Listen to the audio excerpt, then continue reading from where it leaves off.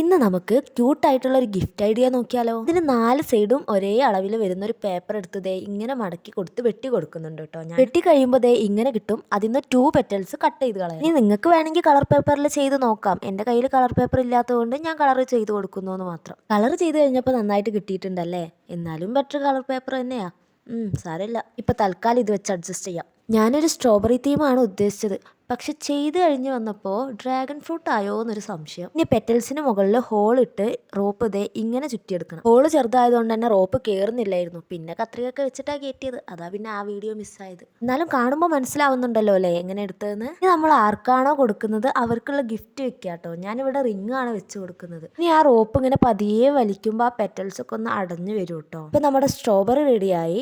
ഇനി നമുക്ക് ലീഫ് വേണം. അതിന് നമ്മൾ നേരത്തെ എടുത്തതിനേക്കാളും ചെറിയ സൈസിലുള്ള ഒരു പേപ്പർ ഇതായി ഇങ്ങനെ ഞാൻ മടക്കി കൊടുക്കുന്നുണ്ട് കേട്ടോ.